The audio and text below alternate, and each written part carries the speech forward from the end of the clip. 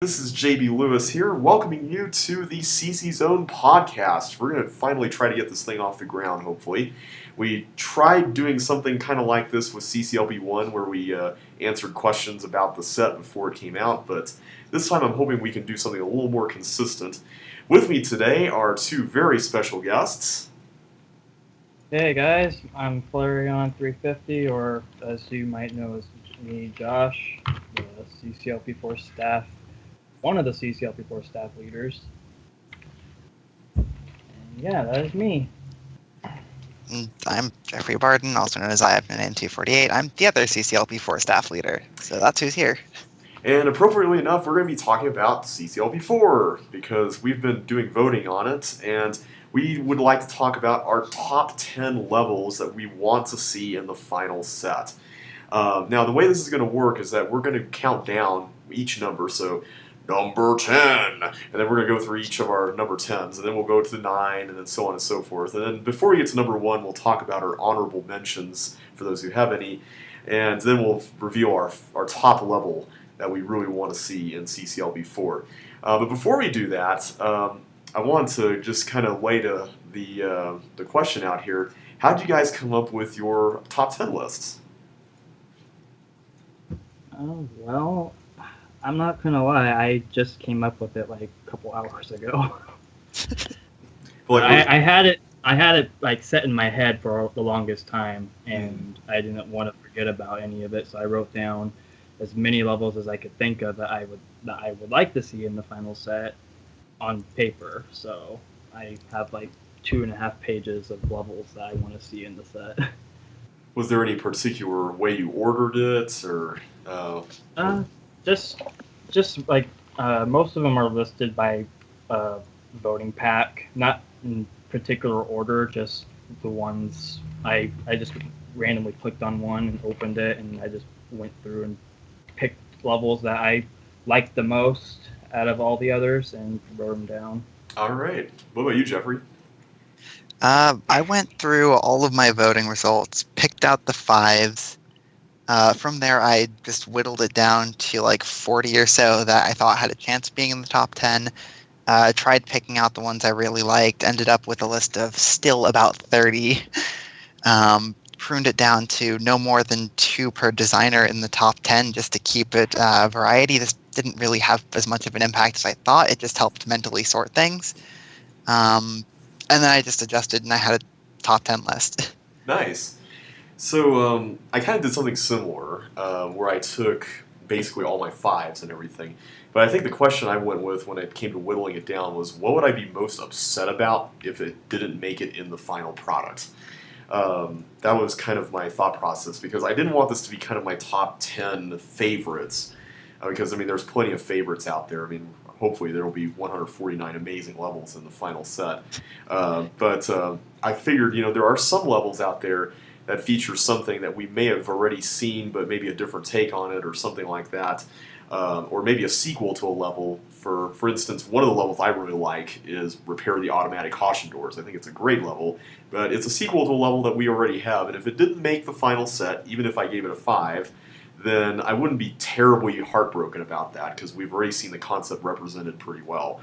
So I tried to pick levels that had some unique element, either from a design or a gameplay standpoint, that we haven't necessarily seen yet, and I think need some representation. So that was just kind of my thought process behind it. So, all right, you guys ready to go?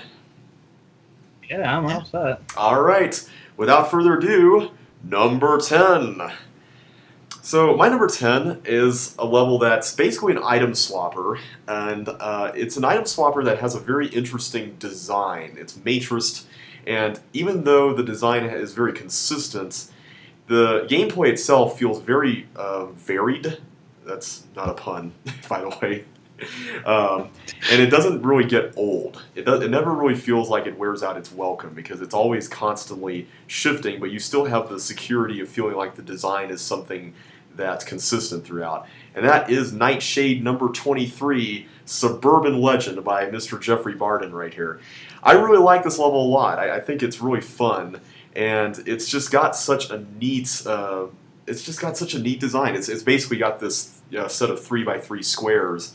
And you'd think that you really couldn't do anything particularly interesting with 3x3 squares, but there's just so much variety in this. I mean, you got partial posts challenge, you got a monster leading thing, you got a cool little thing with tanks, you got areas that are completely pointless, and it's just really cool. So yeah, that's my number 10, Suburban Legend. I think I knew you were going to say that as soon as you started with the Matrix item swapper. I'm curious to see if we're going to have much crossover here among these lists. I guess we'll find out. Well, I can tell you this is on my list somewhere, so okay. I don't think that's terribly surprising. So, for those of you who don't know, we don't actually know what is in each other's list, so we're going to react blindly here on the podcast. You'll get to hear it all. So, Josh, you're next. Okay, well, my number 10, it's actually a pretty hard level. That's pretty kind of well known, but I'm not really entirely sure. But it's a pretty hard level to beat, and it's definitely not one you can accomplish on the first try. It has like a bunch of puzzles that I think are really cleverly designed, and one part in particular that probably not a lot of people like, but I myself made a level based on it, and that's Gimmick Isle. Nice. From Hillside level 38 is my top 10, or my number 10. The part I'm talking about in particular is that burning glider section that I don't really mind as much as some people do.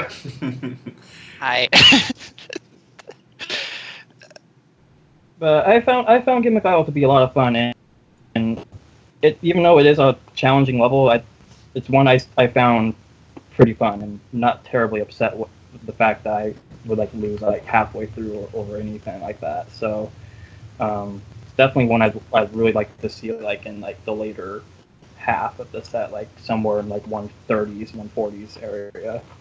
All right. So did you make burning gliders after you played this?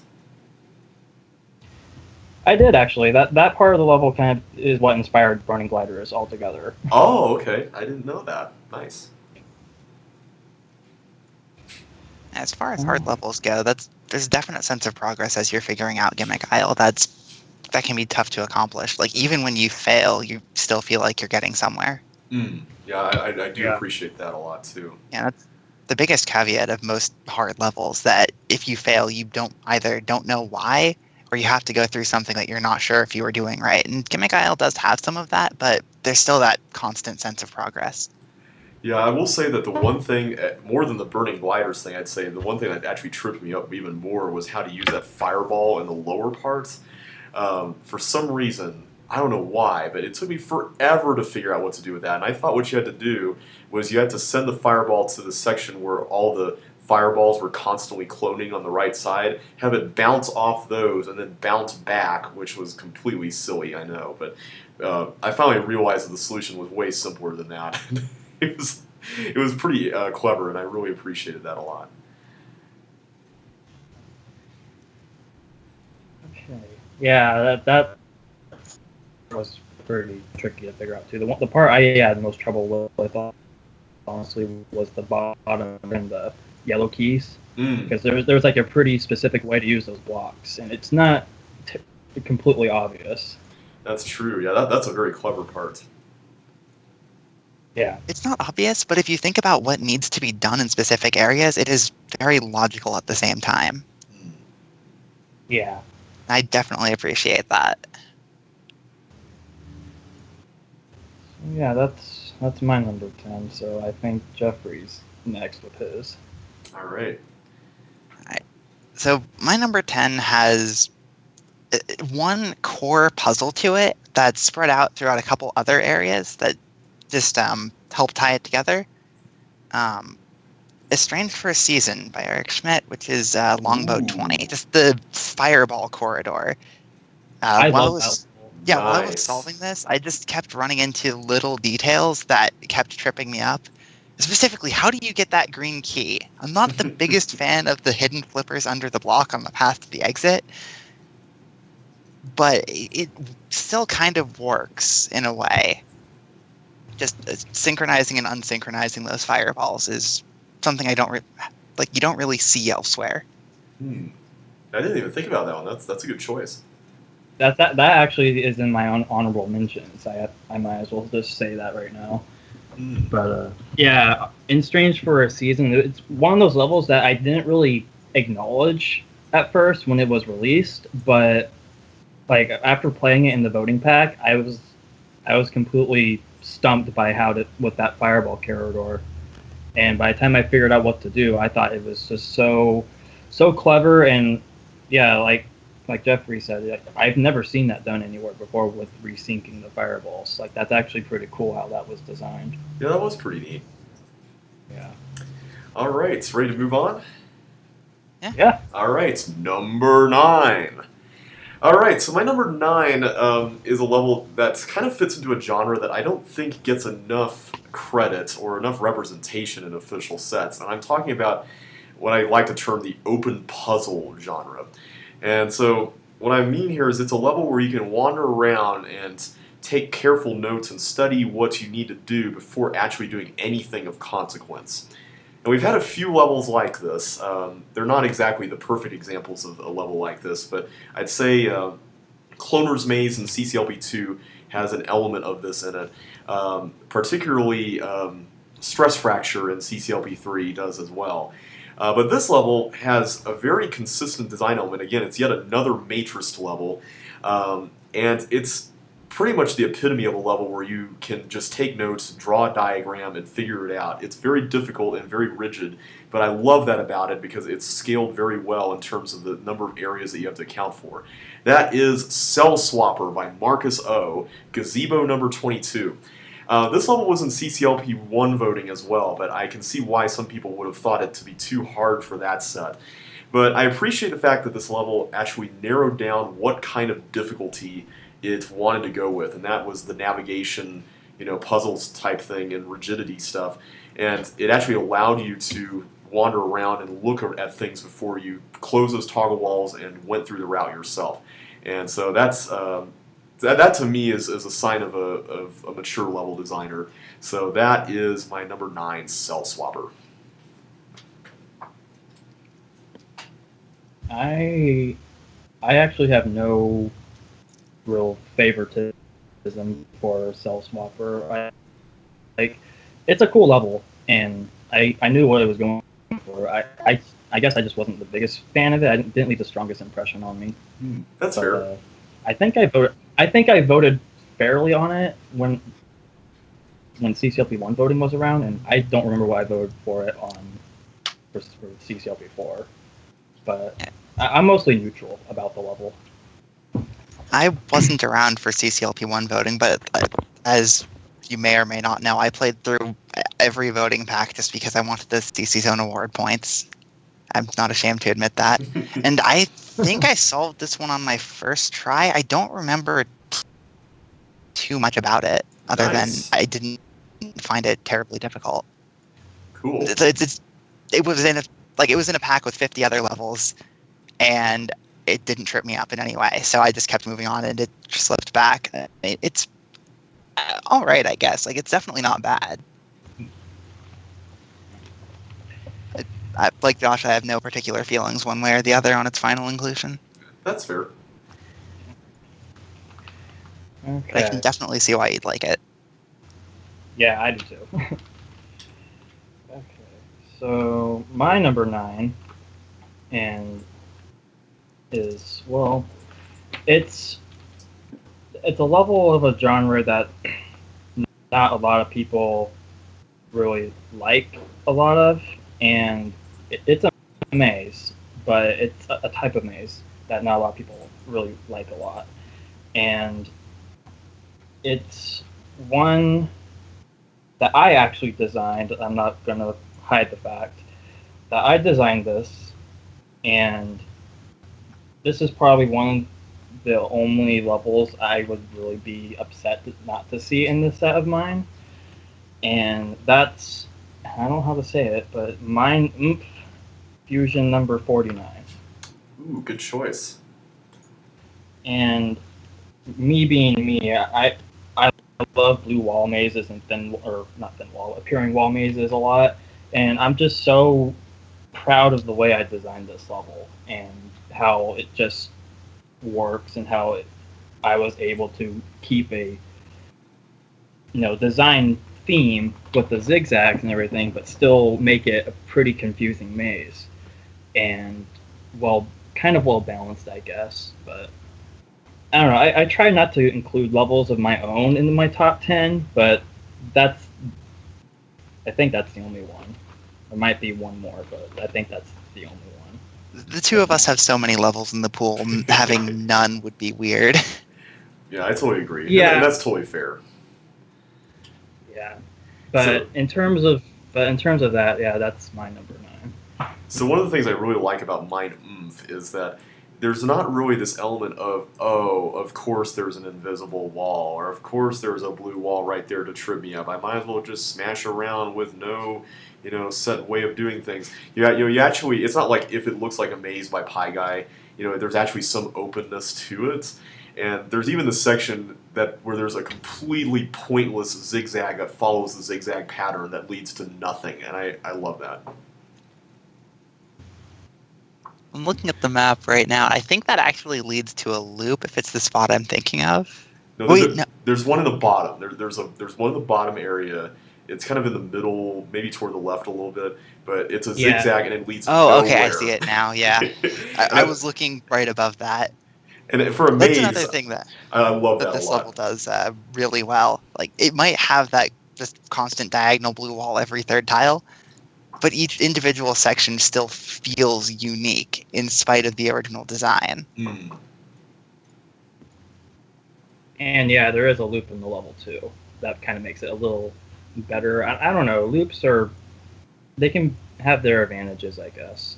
I know I got tripped up by that loop when I played the level.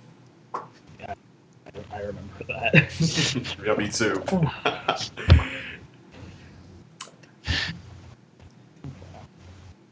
As far as blue wall mazes go, that's probably my favorite pick from the pool. Mm. It's not in my list anywhere, but as far as blue wall mazes go, that is up there. Yeah, I had to have a blue wall mate or a blue wall level in my top 10. It wouldn't be me if I didn't have one. That's very true. All right, so what you got, Jeffrey?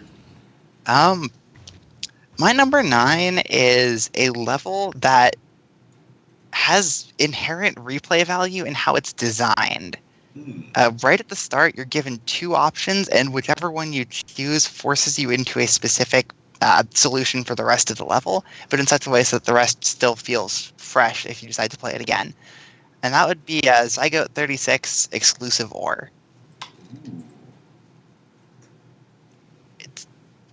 I think I covered everything. That's definitely a good one, yeah. Yeah, that is a good one. I remember I remember it being seen designed because I think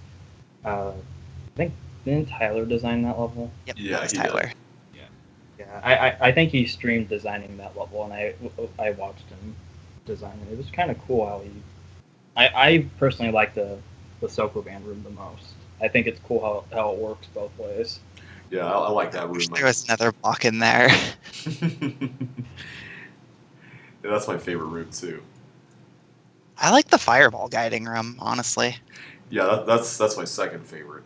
Like the path kind of makes itself, but it's just really cool how there's 2 paths overlaid there. Hmm. I like Exclusive Ore. The only thing I wish there was more to it than just those 2 distinctive parts. Because after that fireball section, it's really just getting to the exit. Yeah, that's kind of the thing that kept me from voting it incredibly highly. But I think I gave it at least a 4. Yeah, it's definitely not like a late CCLP4 level, but somewhere in like the early middle section, like around 50 or so, it would fit very well, I think. I agree. That is a good choice. Yeah, I do too. Yeah, that's another thing I tried to do. I tried to like spread it out throughout so that it's not just a bunch of just really simple, elegant, fun levels or a bunch of difficult, satisfying puzzles, but get a mix of that. Mm. of course, there's one level on my list. Number 1 actually has all of that, so have fun. I have a feeling I might know what that is. You might. All right, so ready to move on to number 8? Yeah. All right, number 8. Okay, so we just finished talking about the blue wall levels, and I gotta admit, I think blue wall levels, I agree with Josh here, I think they do get a bit of a bad rap because a lot of people think of them in terms of, oh, I gotta, hammer on this wall and hammer on that and see if I can go through. And to be fair, there's a good reason for that because there's a lot of levels that do just that. They don't do anything more. And I think the original set had quite a few of those, enough that the reputation took hold. But I think levels that combine something familiar with something else and smash them into something new can really make an impression.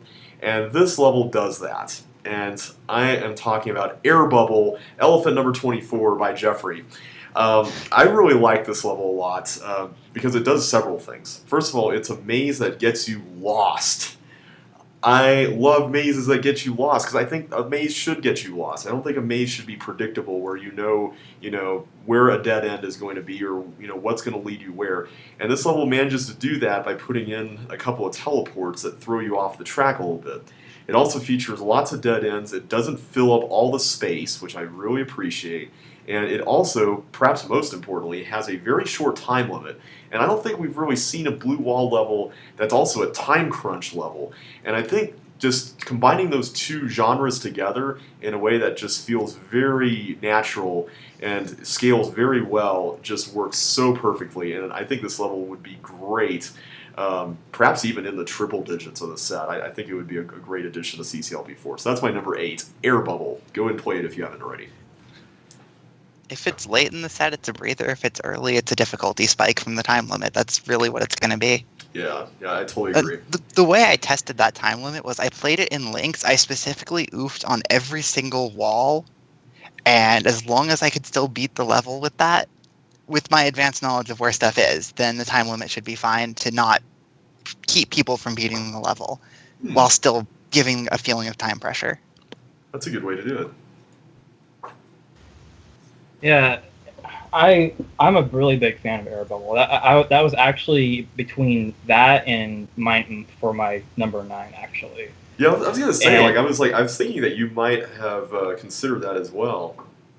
Yeah, I did consider Air Bubble, but I kind of figured you were, so I kind of thought, I'll leave that off. If anything, I'll put it on my honorable mentions. But Air Bubble is a fantastic level, and I'm a sucker for time crunch levels too. The fact that it's a time crunch and a blue wall level, I mean, the only official level that does that is, I think, How It Goes from CCLP2, but that was kind of predictable in a sense. Yeah, the locks definitely made How It Goes somewhat predictable, which was a good thing with the time limit there. It is kind of strict. Yeah, that particular time limit was a little tight. Yeah, I definitely see Air Bubble getting in the final set, like, no doubt. All right, what's your pick, Josh? Okay, my number 8 is another maze, but this time it's not a blue wall maze. It's an actual. It focuses on 2 particular elements, and this is mostly my number 8, mostly for aesthetics purposes, but it's still a fun level in my opinion. Regardless, I had a lot of fun playing it, and I know for a fact if it does get in the set, it's going to be a pain to optimize for you optimizers. And that's Chillblain's Cobalt number 10. Ooh. I thought you were talking about Jungle Fever. Yeah. Well, yeah, Jungle Fever is, it's not in my top 10, but it's an honorable mention. But and I had fun optimizing that one, by the way, even if it was a pain. But yeah, yeah, Chillblain's just. I love the aesthetics of it. I mean, you know me. I'm a sucker for aesthetics, or aesthetics, as I've been told is how it's said, but yep. I say things differently. So Chillblains is the level with the fire and the ice, right? Yeah, Yep. it has fire and ice. Hmm. It's kind of like Melt from CC2, but without the guesswork. That's a good comparison. I didn't even think of that. Doesn't Joshua Bone have a CC1 level that's similar to this as well without the guesswork? Well, he has a level called That like puts the Melt. chips in 3 spots? Yeah, he has a level Like, I that. know he's got the CC2 level, but I think he has one CC1 that's designed similarly that also doesn't have guesswork. Yeah, it's called. It's also called Melt. Confusing. Yeah. But I guess that's what happens when you have a bunch of levels you don't think will ever see the light of day. Yeah. Make I just had spiritual a ton of fun sequels with it. or successors. Yeah. So yeah, that's my number 8. Cool. All right, Jeffrey. Let's see. So my number 8 was made originally for one of the Create competitions, specifically the only one that I ran. And it's also Mika's only entry on this list. It's Bindmender, which is at Ravioli 28. Hmm. I know, Josh, you said that you weren't the biggest fan of this level, but I think it's sized perfectly. It's a puzzle that I haven't really seen done like this before. There's been nailing levels, but none really where you have to make the nail and then unmake the nail and fully set it up. I will say this level actually stumped me for hours. It's one of a handful of levels in voting that really tripped me up. As I streamed my first plays of all the competition levels, I did not find the intended solution. I did a slide delay solution, which is Oh, another plus in my book, like that those exist. nice. I mean, okay, I don't think I know I said like minor stuff about it in the CCLP4 staff chat with about mine or Bindmender. I don't I just don't like it. Like I know the concept of it and it is like constrained and everything, which is it does help it a little bit, but I don't know. Like just I think it's just too clever for me to like it. I mean, if that makes sense. Like, I think the fact that it's just so clever just made me like, okay, that's too clever for me to like. Yeah, But I yeah, can see that as an argument. yeah, like, I mean, it's a cool concept and everything. Just it's not like, I mean, I'm not gonna complain if it's in the final set, but I mean, it's not one I gave a good vote for. I'll say that much. It's like too clever for its own good. Sounds like you can't teach an old frog new tricks. Fantastic puzzle to figure out, but a pain to actually play. Yeah, yeah. I'd say that's a better example of that. All right. Well, in that case, let's move on to number 7. So continuing on with the theme of levels that take two familiar elements and smush them together in a really seamless way. I like it when levels take something that could have been really tedious and, soul-rending and just not really fun, and make it into something where you're actually engaged. And this level takes item swapping and block pushing and turns it into something that's really elegant and really cool. And that is Puzzle Box by Henry Potts, which is Xenon number 10. Um, Personally, I think this level got sold short for CCLP1. I think it looks like a level that could have easily been in CC1. It's not exactly super crazy hard or anything. It is somewhat challenging, but it's manageable, and it gives you that really. It does a few things very well. The first thing is that it gives you that feeling of progression, where you have to start off with a key, but then you eventually get a green key, and with the green key you can get even more keys, and then you're constantly having to figure out, okay, what's the path I need to bring the block out through using all these doors, and that makes it more than just let me collect this key and then trade it for this key and then that key. You're actually thinking a little bit more than just going back and forth and doing a bunch of tedious busy work and stuff. So that's nice. The other thing is that it's a level that has 4-point symmetry that I don't hate, which is awesome because I feel like there's a lot of levels out there that have a kind of a quadrant setup where the designer felt the need to make it symmetrical just so it looks cool in the editor. And it's like, guys, come on, let's not sacrifice gameplay so your level looks cool, okay? And this level, it actually works because you're actually having to think about all the areas as you're unraveling the whole thing, and I think it really works out really well. So that's my number 7 puzzle box. That's a really good pick, actually. Like that was almost in my top 10. I think that's in my top 20, actually. Nice.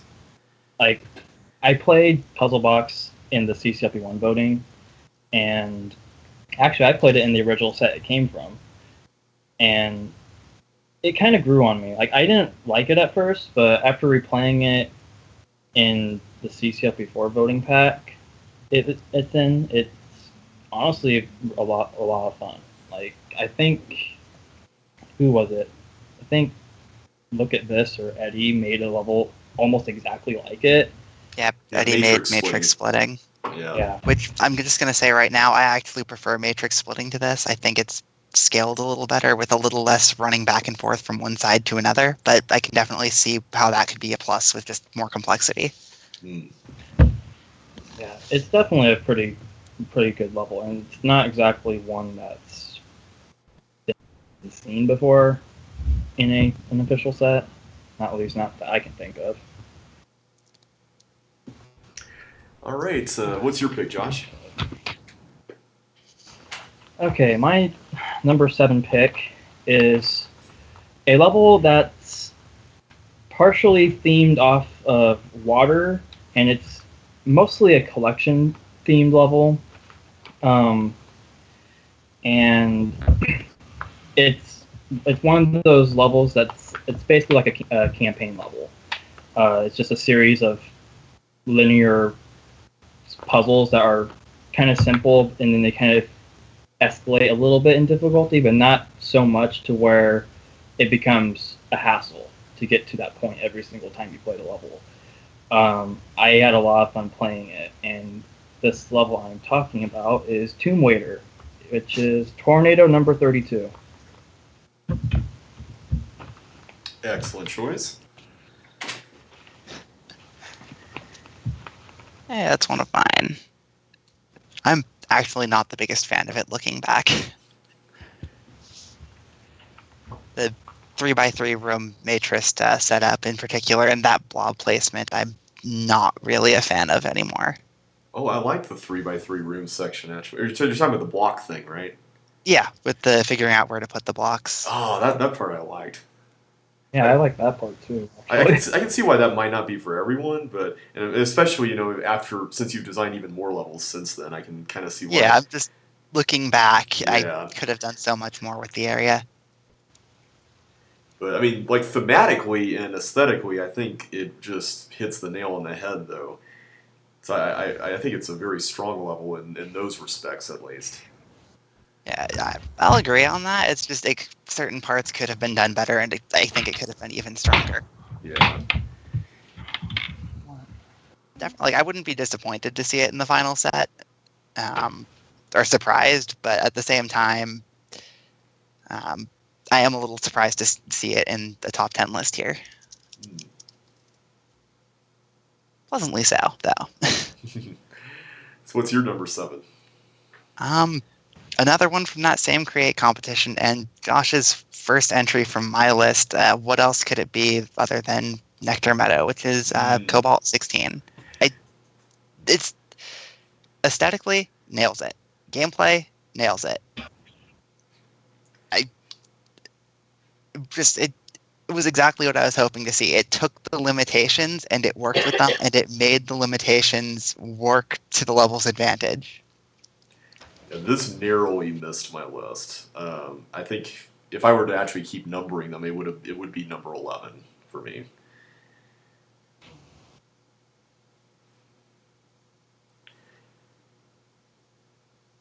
So, Josh, any thoughts on how you designed it? Because I'd be interested to hear that personally.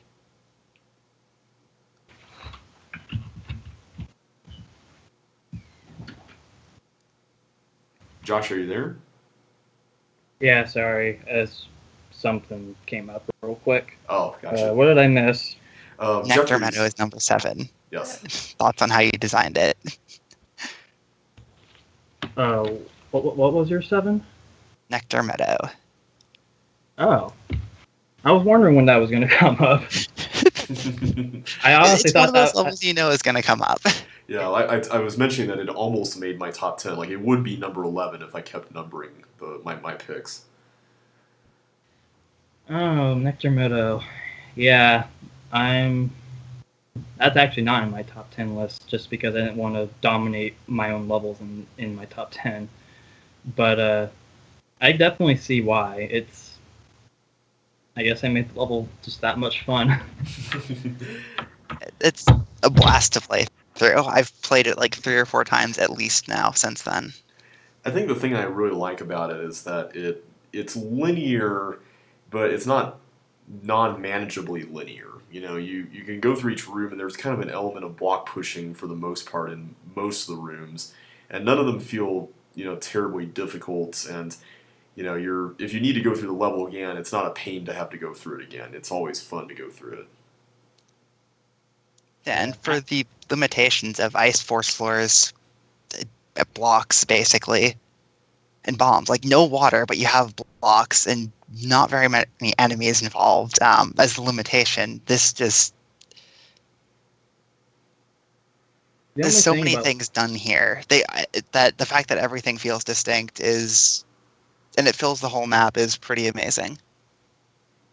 The only part of Nectar Meadow I regret including is that, what is it?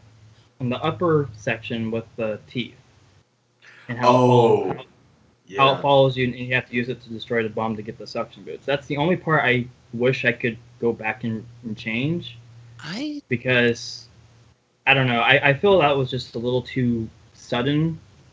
I don't think it's a problem. You have enough space in the room to lure the teeth up so you don't have to do any sort of step manipulation or anything in order to get down there. And you can see the bomb you have to get it to from that little area you're in. It kind of took me Sudden, by yes, surprise a but little bit, but I mean, it wasn't yeah. unfair. I don't think it was unfair at all. Sudden, yes. Problematic, no. Yeah, well, it was more of a sudden thing. Like, oh, you just did a Sokuban. Oh, then all of a sudden, oh, hey, look, there's a teeth you have to guide. And at least it doesn't like pop out of nowhere. Yeah. Yeah, it's not liable to kill you unless you're really not paying attention. Yeah, that level was actually kind of tricky to design, but of those competition entries, that was the easiest one to design. I can safely say that. That kind of surprises me. That was not the palette I expected to be easiest. Yeah, same here. I would have expected. I don't know. I would have expected the first one to be the easiest. Oh yeah, the first one. The one with the keys and the locks. Yeah, because I mean, those are at least pretty basic elements. I mean, maybe making a really good level out of those would be challenging, but at least making a level, you've got the walls, you've got, at least some very basic things. So I could see that being an easy one to work with.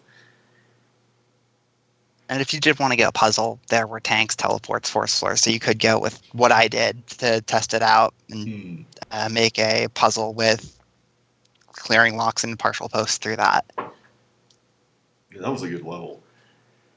All right, so ready to move on to number 6? Yeah. All right. Yeah. Number 6.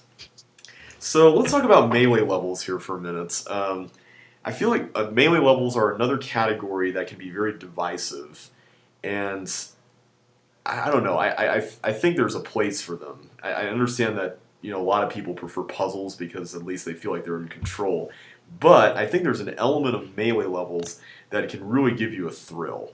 And I can still remember when I was a little kid, I played Victim, CC1 number 66, and had so much fun outrunning those teeth by going around the edge of the level, even though technically you don't need to do that. But I had so much fun. I had so much fun doing it, and there would always be those moments where I would just narrowly escape from the clutches of death and just make it through just barely. And I love that type of sensation that you get. And I don't think enough melee levels really realize that that's fun, but this one I think does. And I'm talking about the maze that turned on and off, Tornado Number 1, which is designed by Andrew Menzies. This level is another level that was in CCLP1 voting and didn't exactly do terribly well there. I think it was a little tough for that set. But I think it does several things incredibly well. First of all, it's laid out like a maze. It's sort of a more open maze with more space to roam around. But basically, you got these toggle walls that are closed. And there's these teeth that start out in the center. You're on the top corner and everything. And there's this ball that goes through, and every few seconds, it turns the walls on for like a second and allows the teeth and you to go through the walls. And I love those moments where you're getting chips around the level and you feel like you're about to be cornered by teeth, and all of a sudden, bam, you can just run through and cut through a bunch of stuff and, at least survive another few seconds. And it's just such a great feeling. Now, honestly, there are some moments where you might be caught and there's no escape, and some people might think, oh, that's unfair. But honestly, the level is scaled well enough, and there's even extra chips that if there's a chip that's that bad for you, you can avoid it. That wasn't around for CCLP1, so I'm thankful that it got changed. So if you didn't know that, so know it now. But that's my absolute favorite teeth dodging level in voting. The maze that turned on and off is my number 6. I'm not terribly surprised that's in your top 10. I mean, I read the post in that thread of the Tornado Pack thread and saying that, or I read your review of that level in particular. Yeah, I guess I gave a bunch of these away ahead of time. Well, not all of them, no. Yeah, because I haven't voted on Nightshade yet, so I've still yet to go through 10 packs, but I'm hoping to end here over the holiday break. Yeah, I mean that's a fun level. I mean, the concept's pretty cool with how the toggle walls, they flicker on and off every so often. I think I would have liked it a little more if it was a little more lenient with the toggle walls being open. Like just a little bit more, like maybe a couple moves more. And because I don't know the way it is now, because I was almost done with the level, and there was a chip I was going to get, and I know there's extra chips in it, and it does kind of make it my fault that I was going for this one chip in particular. But there was one chip that was surrounded by mostly toggle walls, and there was just one path straight down if the toggle walls were closed. And I was going for that chip, and there was a teeth couple spaces up above me, and the toggle wall's closed. I ended up getting trapped by that teeth monster. And that kind of hindered my liking to that level, just because, even though that was my fault. But, yeah, it's like little things like that can really impact how you perceive a level. Just even if it was entirely your fault and not the levels at all, it can still make you not like the level. That's just how it works. I mean, I'm looking at it right now. Walls are open for 1.2 seconds, so 6 moves. So they're open like 25% of the time, but it doesn't always feel like enough. And sometimes feel is more important than an objective difficulty. That being said, I do like the level quite a bit. Like when I solved it, I did die a few times, and then on the successful run, I had a feel for when the walls would change. So it's like, I'm going to go through the wall, and right as they change. Yeah. And that felt pretty good when it happened, I think twice. I did oof a couple times, but wasn't ever fatal, obviously. That's a good point. I didn't even think about you have to work with what you know in terms of timing, so that's another good point. Yeah, I'd say I've got a pretty good sense of timing for this sort of thing. Yeah. But it could definitely also feel random, like all of a sudden you're running through and then there's a teeth coming at you from the side through the wall. Yeah, I can definitely see a lot of complaints against the level as well. Yeah. So what's your number 6? I like the level. Okay. My number 6 is probably a level that at least one of you will have on your top list still. But it's my number 6. It's a level that utilizes a tile combination that's not exactly common, and it's like, how can I describe it?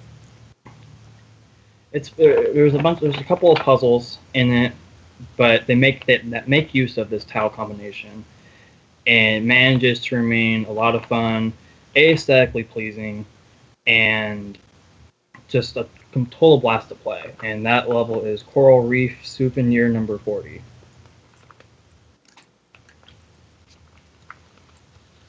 You optimized this recently, didn't you, JB? I did, and this actually is on my honorable mentions list. I really like this level a lot just because we haven't really had any levels with blocks with water under them, which I think is a neat idea.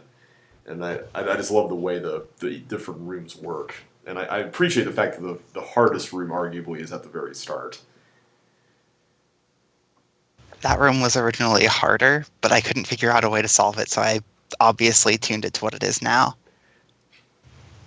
I designed the level because, hey, nobody ever does blocks on water. I'm going to do a level that has blocks starting on water. Yeah, it's really awesome. And optimizing it, I mentioned this in the optimization group that Jeffrey and I are a part of, but one of the things that... Josh is in there too. Oh, that's right, Josh is in there as well. I just don't. True. So one of the things I really liked about it was, and I know that this is not intentional, but one of the things that was really cool was at the very end, there's this glider that can give you some trouble, and it's in the lower left, and it goes back and forth along a long path, and there's a key that you have to get there. And I just missed the glider by a few moves. Well, I found some ways to save time in the first room, and then it turns out there was another glider in the upper right corner that I had to wait 2 moves for. And so because of that, then I had wasted enough time that the glider caught me in the lower left after I got the key. And I'm like, no, I have to find 4 more moves now. So I managed to find 4 more moves in the first room, and I managed to get... I think it's a time that's unbeatable. I'm really hoping, but it was so satisfying when I found those moves. I actually had to use the mouse on all 4 of the blocks in the second room. Sorry. But it was so worth it. Oh man, it was so great. But yeah, the Coral Reef, even if you're not optimizing it, it's a very fun level to play. So I highly recommend it. Even if it's only an honorable mention for me, that's still a very good spot, just because there's so many good levels in voting. So just know that these are only 10. These are like 10 of the best. So we had to narrow it down, as Josh and Jeffrey mentioned earlier. Yeah, this could easily have gone to like 25 levels out, and we'd still have a whole bunch of varied things to talk about, and probably more overlap, but still a lot of unique picks for each of us. But in the interest of time, to stop at 10. Yeah. So what's your number 6, Jeffrey? My number 6 is yet another level from that Create competition. I swear this is the last one. There was some really good stuff made there. I have a feeling I might know what this one is. I think I do too. Yeah, it's one of the ones I made. It's Hillside 11 Diametric Opposition. I wanted to try to make a level like that used a color palette on one side and then the other side, and just have it mirrored instead of duplicated with changes like other levels of the type have done. And that's what I ended up with, a cloning puzzle. Yeah, that was... I appreciate there's how not both... exactly a lot of I really appreciate how both sides of the level felt very distinct, even if they used the same elements and whatnot. That was another thing I was trying to go for as well. Just very carefully make it feel distinct so that you're not doing the same thing twice. Yeah, that was another fun one to optimize. There are collisions, aren't there? Oh, yeah. Although I will say that it was a frustrating case of, if I only had 2 more moves, I could get another second, and I can't find anything. Nah. And the first room was a big contributor to that, and I was like, ah. But yeah, other than that, it's a really fun level. It really is. I have to give it that much. It was a fun level to play. When I think I played it in that Ultimate Chip 5 Let's Play I did a couple months ago. Yeah, I'm actually still going through that, so that's been really fun to watch. I distinctly remember you having trouble getting the chip guarded by the bomb that's in the same room as the fireball cloner. Oh, Oh, Just getting yeah. that and getting out and not dying. I forgot about Honestly, that. honestly, that's the only part of the level I'm not the biggest fan of, but everything else is really awesome about it. Like, Yeah, if it's you're careful, it's not too bad at all to get in and out of there because there's no timing or anything required. But if you're careless about how you clear the dirt or don't think far enough ahead, you can still get it. It's just going to be tougher. yeah, it's not something you can just go after and expect to get out right away. So Yep. All right, so moving on to number 5. Okay, so I haven't really talked a whole lot about block pushing levels yet, but this is one that, for me at least, it flew under the radar when it was first released because it was in a reject set of all places, which is a travesty because I think this is perhaps one of the greatest block pushing levels in voting.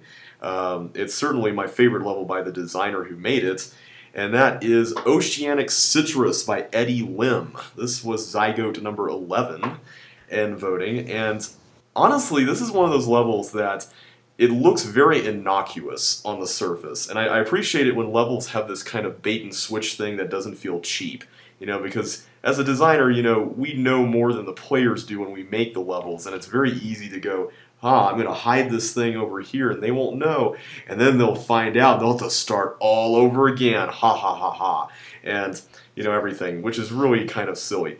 But this level, it lures you in because the design looks very, elegant and very symmetrical, and that's the first thing too. Is that you think, okay, well this looks very nice and neat, so therefore the solution must also be very nice and neat. Wrong. It's it is one of those levels where you really have to think outside the box, and for that reason alone, I just love it. It's got this central structure with a bunch of doors that you have to figure out how you're going to negotiate and everything. And again, it's one of those things where there's 12 items you have to collect and there's 12 blocks you have to work with. So you think, okay, simple, right? And oh man, it's an awesome level. So I can definitely see this being further along in CCLP4, maybe in the upper portion of the set. It's really fun to figure out. So that's my number 5, Oceanic Citrus. So the final I solution isn't symmetric. The final solution actually is symmetric with the top and bottom. Just you do take 6 blocks for both still. Right, yeah, the number of blocks, but I mean, in terms of how you're having to think, I mean, it's not exactly a, cut and paste. No, at least the solution I used, it is just the same thing rotated around. Oh, really? Does this mean there's more than one solution? Maybe. Okay, I'm gonna have to wouldn't go be back and look at it. We'll have to compare notes on that at some point. Yeah, because I remember the first thing I ran into was, oh, I can turn around a block at the top. Oh, there goes the dryer. I can turn around a block at the top. Oh, I can't do it at the bottom. Oh, that was like the first thing I noticed, and I'm like, okay, so that's gonna make things more interesting. And then there's the issue of what doors to open, and if any at all. No spoilers here. And it was one of those things that was just, it was fun. I have to second everything that JB originally said. Like I also really like this level, and it took forever to solve it. I think I actually had to ask for help for it, if I remember right. Yep. And after realizing what it was, I thought it was just so clever. And honestly, this would be like a perfect. Oh, this might just be my opinion, but I think it would be a perfect 131 candidate. I can Or definitely see that. Or a I totally think unfair. putting it in 131 would kind of ruin part of the surprise or gimmick to it. That's Just true. because that kind of reveals that automatically that there's something beyond the obvious. Personally, I'd rather have 131 almost be something that looks like there's something beyond the obvious, but at the same time, it's not. It's exactly the obvious. Just essentially play with the expectations of the 131 level. That could be really interesting. I don't know if there's a level in the voting pool that fits that, but if there is, don't be surprised if it's there. Yeah, I'd rather see kind of like the fake out kind of level take another spot.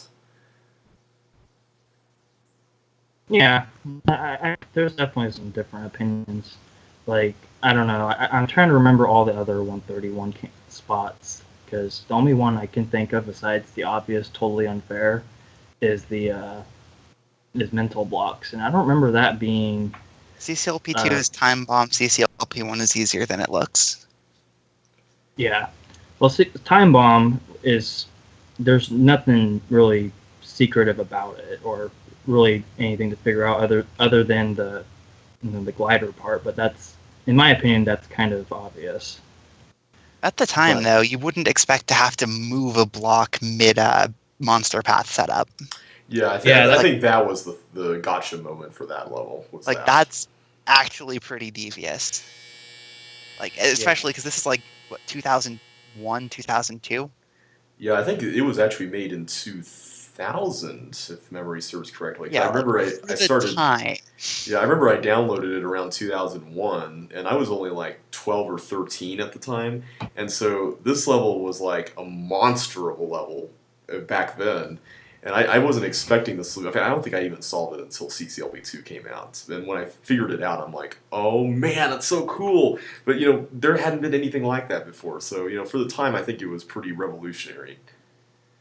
Yeah, that's one thing that I wish I could have actually been around for. Just all the new discoveries of this is what you can do with this. We get that to a certain extent with CC2, but at the same time, um, CC2 designing is not exactly taken off. I think in part due to the editor. Yeah. Yeah, I wish I was around that early too. I mean, I was into Chips Challenge back in 2000, 2001, but I wasn't really aware of there being an online thing about it or anything, and I only found out about CCLP2 through the AVI solutions that were posted. So I actually never Yeah. played CCLP2 till 10 years later.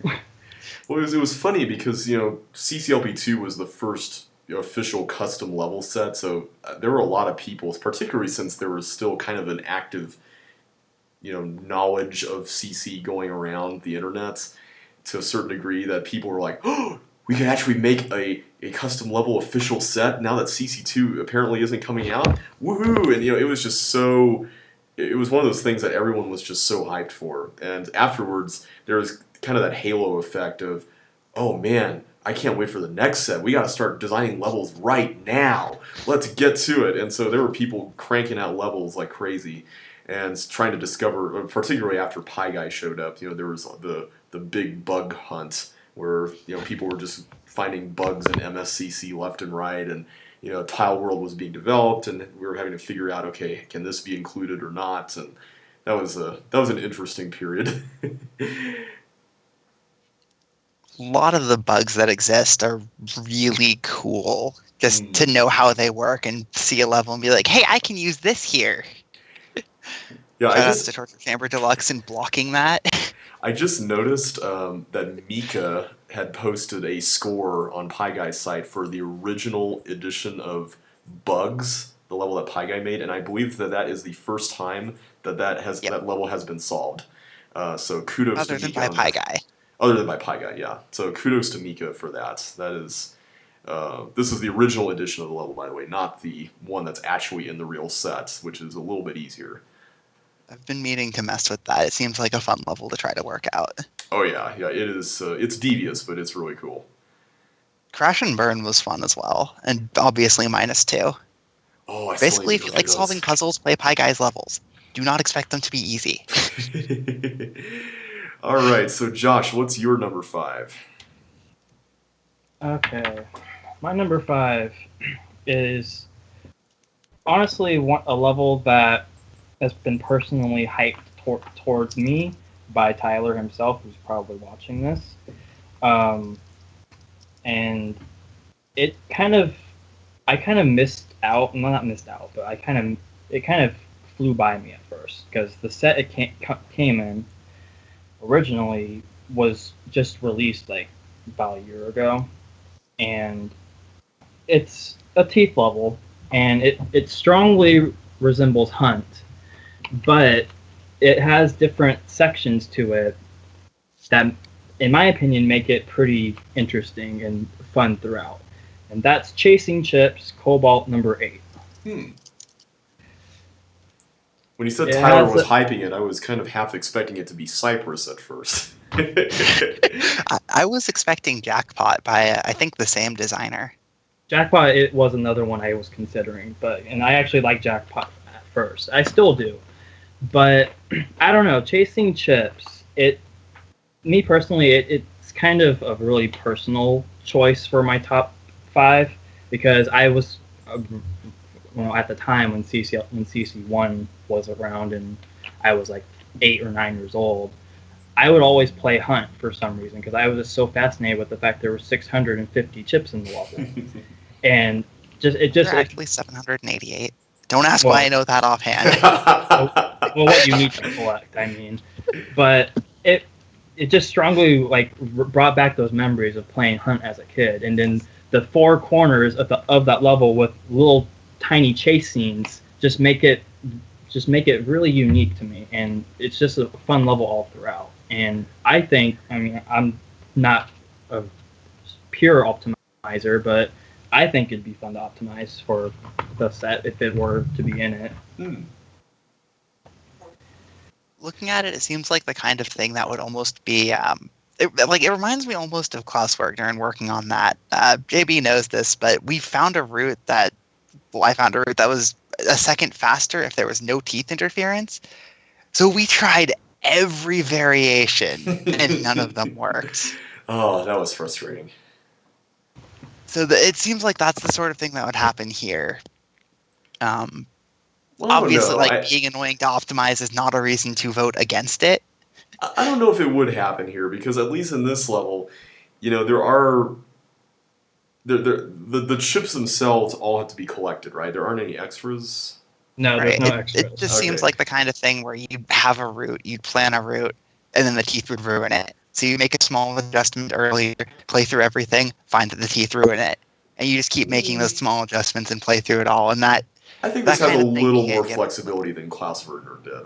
I don't know this. Yeah, it's just obviously what I'm comparing to is colored by what I've spent more time with, which in terms of optimization is CCLP1. So naturally, I would draw a conclusion that a similarity to Klaus Wergner, even if it's not completely there. It just you collect a bunch of chips, you manage multiple teeth. Oh, great. So what's your number 5, Jeffrey? My number 5 is, I think, all from the same pack that Chasing Chips originates from. I'm not 100% sure on that. It's a level I don't really think I've seen anyone else talk about. It is Gridlock, obstacle number 48, originally from Cybersmack. Okay, And Chasing Chips is Cobalt number 8, so that's a different pack, I think. Okay, I thought they were both. Yeah, they're both. Cyber They're both in the original set. Yeah. Yeah, point is, 2 people whose usernames start with Cyber released sets at about the same time, and it's hard to keep track of whose levels are whose. That is so true. I didn't even realize that. Yeah. But there's Gridlock, there's Cybersmack and it's Cyberdoc. there's a 6x6 array of 2x2 rooms, and you can't take blocks from one room to another unless the room layout allows you to do this. And figuring out which block goes where and how to do all that is very reasonable with the overall size. And I had a lot of fun figuring it out, and I'd be really disappointed if this didn't make the final set. I haven't gotten to it in voting yet, so I'll have to check it out. Yeah, it's there's a bunch of little touches that just add to it.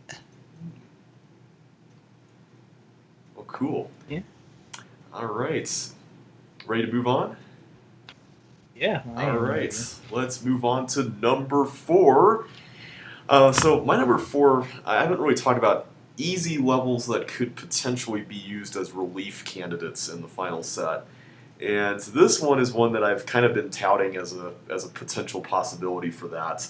I have a funny feeling that these two might already know which level I'm talking about here, but I particularly like this level just because it's a classic example of, wait, what? When you start playing the level and then you're like, oh, okay, I can just do what I want. And that's Keyboard Malfunction by Josh Lee, which is Yodel number 2. I really like this level a lot. There's another level that Josh made that's very similar in terms of the concept, and that's Citadark Isle, which has a much more rigid solution. But this level doesn't, and I like the fact that you start the level, and the level that it reminded me of when I first saw it in the set that it came from was Too Many Keys by Pie Guy, which is a very tough level. And so when I saw this level, I'm like, wait, there's only one color key? Wait, what? And then I saw the gimmick, which was you build up a collection of keys, which I don't think I've ever seen that in an official set other than a few item swapping levels where that's very obvious, where you're having to get more keys from and stuff. And there's also some custom levels that do that pretty well too. But this level, almost everything is a key, a door, or a socket, and I just love how it feels. I think it would just be a really fun candidate to put late in the set. And it's another one of those expectation shattering levels where you see it and you're like, oh man, lots of keys and doors, and then woo, oh, it's easy, okay, and I can get rid of all the keys at the end before going into the exit. Oh, okay, that's fun. So that's my number 4, keyboard malfunction. I'm trying to remember. That was the third level I designed for Josh L6 altogether. Yes, it was. And I'm trying to remember. I don't know where the idea came from when I designed it. I started placing keys and doors everywhere, and then I kept thinking, as I was testing things out, I kept thinking, oh, build up a collection of keys. I didn't really think about it ever being done before. And then I threw in, all that long corridor with blocks that lead to one chip, and then I threw in the yellow lock nail just so you had and if you had any extras, you had to get rid of them so you can exit. So yeah, I I was kind of expecting that to be on JB's top 10. He's made it very obvious to me he likes that level. That's very true. I don't think that's gone unnoticed, so yeah. It's a level that's very easy to like, just because it looks like it's going to be difficult, but it's not. So you solve what you think is going to be a difficult level on your first try, and naturally that's going to stick out more as a positive experience. Well, and also, I will admit, just in the interest of full disclosure here, while we're talking about optimization stories, this is another level that was very fun to replay over and over and over again. It's got a lot of replay value, and that's partially just because there's so many areas of the level that don't even have a purpose if you were to condense it down to a function. And you could just plot out all manner of methods for going through it and come up with something different each time. And it's just really fun to replay. Yeah. I don't think I have anything else to say about keyboard malfunctions. That's really all how it was designed. It's one of those simple but effective levels. I do wish I didn't make it take up the whole map, but I that might be a benefit, actually, that it does. Well, it looks like it takes up the whole map, but it has that ring of sockets, which makes it not take up the whole map completely. Like, that removes a lot of gameplay space. And then you have the corridor on the left that isn't part of the puzzle space. That's true. Yeah, And I think now it's you have a effective. maze that you don't have to go everywhere, but you can. And I think the fact that it takes up the exact right amount of space. Yeah, Like, it's the kind of level that would be a lot harder to get right in CC2, just because you can set the level size to whatever you want. Oh man, can you just imagine 100 by 100 version of that? Oh, okay. Let's not think about that. That doesn't even sound fun anymore. Yeah, I was saying that in a negative way. I didn't mean, oh man, I can just imagine. Oh, that'd be so cool. No, it's not. I think 20 or 30 by 30 for the playable space of the level is perfect. All right, so what's your number 4, Sometimes, Josh? like, some level concepts do want something larger, some want something smaller. It's nice to have the option, just as long as you default to something reasonable. Yeah. Okay, my number 4, since JB had a level of mine as my number 4, I actually have a level of JB's as my number 4. Ooh. Which I think is kind of funny. And it might be pretty easy to figure out, but I think it was a level made for a crate competition a couple of years ago. I think 2013, if I remember right.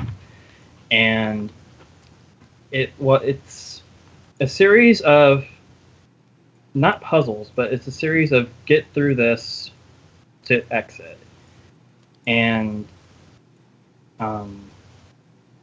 it's I can't really say any more about it. It's Shamoozle Utility number 37.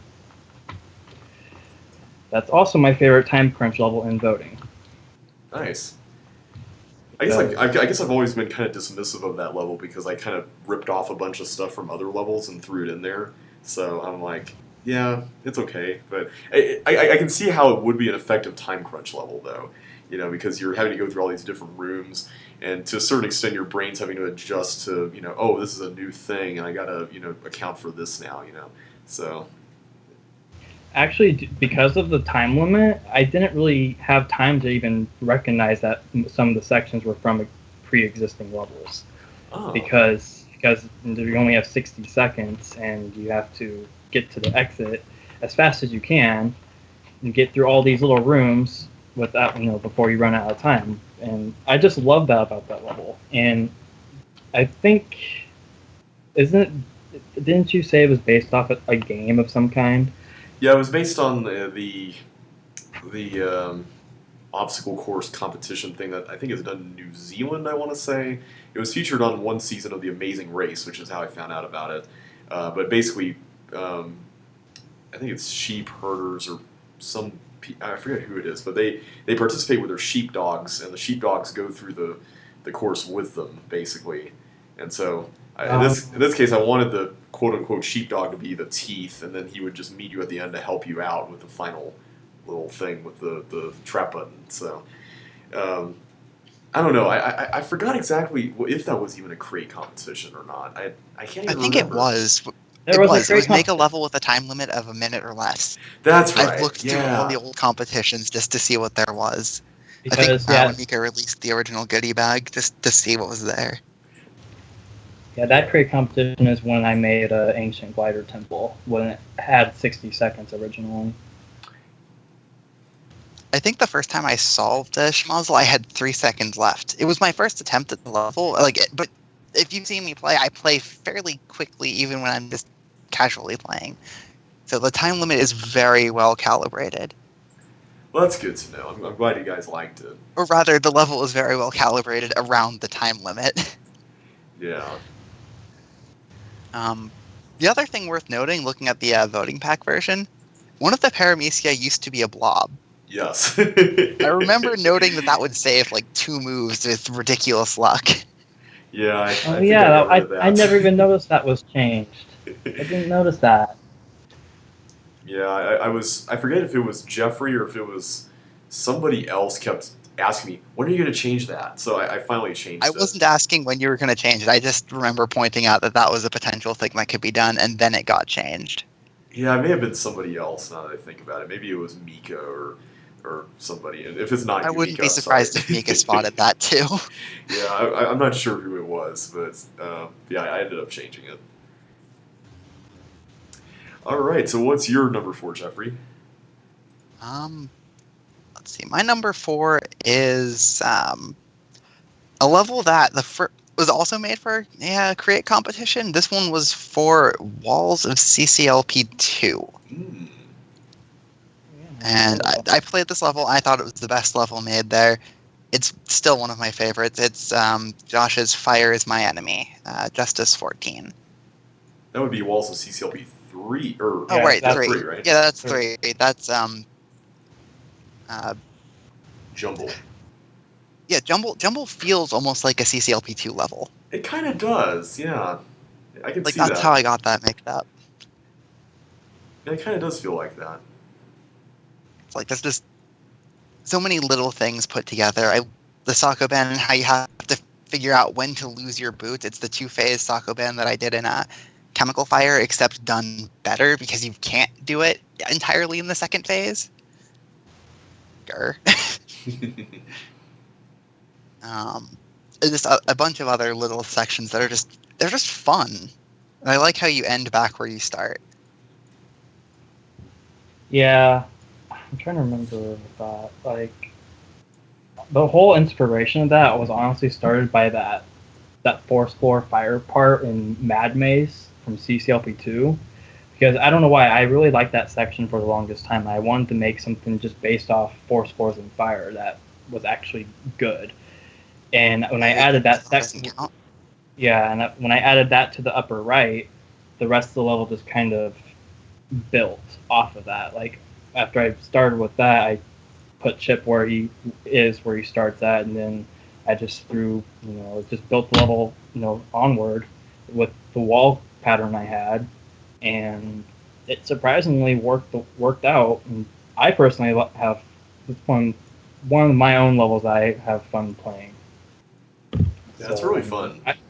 I definitely see it being, well, not really in the final set, but maybe a strong consideration for it, if that.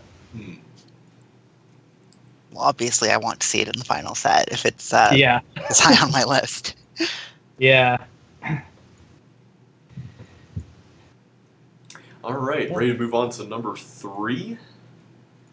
Number 3, yes, I am. All right, number 3. So, I think, this is just my personal opinion, but I think there's a rash of amazing levels in the voting pool that involve block pushing, and for that reason alone, I've actually been kind of dismissive when levels are kind of a typical, just plain Sokoban without anything else, and that's just it. We had at least 4 of those in CCLP2, which was good because we didn't have a whole lot of, pure Sokoban in CC1, since we had, very strange, tedious block pushing levels like on the rocks and whatnot. So because there's so many unique levels that involve pushing blocks in CCLP4 voting, I tried to find some that involve something that we haven't really seen before. And one concept that seems to have really taken off is what I call the put everything back in its place Sokoban, which has seen quite a few implementations over the last few years. And I can think of a few that are pretty notable. There's Blocks by Andrew Menzies. That has an X at the end, by the way, for those who don't know. There's a couple by Jeffrey called Temple of Arranging, and the one that I prefer between his two, Anti-Disruptive Caves.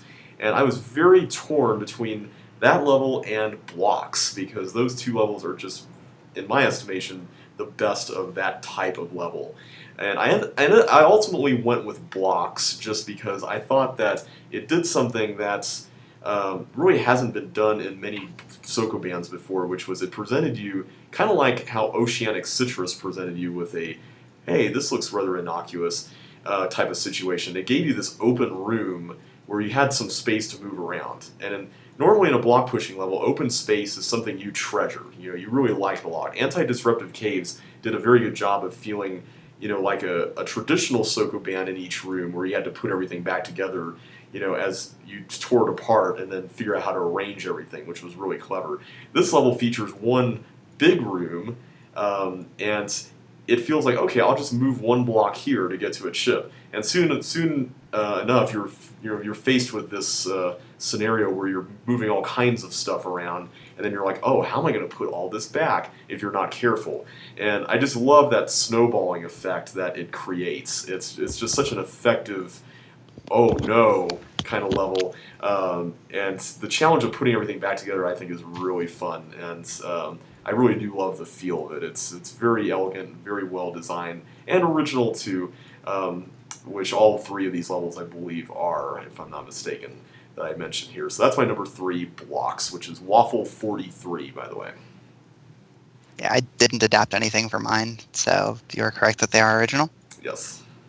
I very rarely adapt Sokobans for my levels, just because Is it's interesting trying to craft them. One? I think that's the only one. Yeah, I think that's right? the only one I adapted, and only because it fit the room after I'd already built the room, and I'm like, hey, I can fit that here. That would be cool there. I was kind of wondering if that was the reason, because I mean the rest of the level had that kind of that layout copied into each room, but with something different, which I thought was really cool. Yeah, the pattern came first, then filling it in. Yeah, so I can definitely see why that was done there. It's kind of funny because, with my Sokobans, most of mine are adapted. I very rarely make my own Sokobans because the ones I make tend to be too easy. Yeah, I know what I you don't mean know. there. Yeah, I mean, nothing wrong with being too easy. It's just I don't always want that. Well, I mean, if it is too easy, there is a certain element of, oh, so now I'm just pushing stuff around and I'm not really engaged with this, you know. So I can understand why that's kind of a Yeah, downside. yeah. But yeah, blocks is pretty fun. Yeah, I probably prefer that over anti-disruptive caves as well. Just, but not by much. Yeah, yeah, it was very close for me. I had a lot of trouble when I was voting. I think the hard part of comparing the two levels, blocks and anti-disruptive caves, is they're both doing the same concept and they're both going different ways with it. They're both doing something different and they're both doing something distinct. So it's really hard to compare. Yeah, that was what I was having trouble with too. So ultimately, what it came down to for me was okay, which level feels more like the different level, you know, in terms of things we haven't explored yet beyond just the base concept. So I kind of went with the one that was a little more deceptive in how it presented itself, you know, beyond okay, this is a Sokoban and we're having to rearrange stuff. So that was ultimately my reasoning behind it.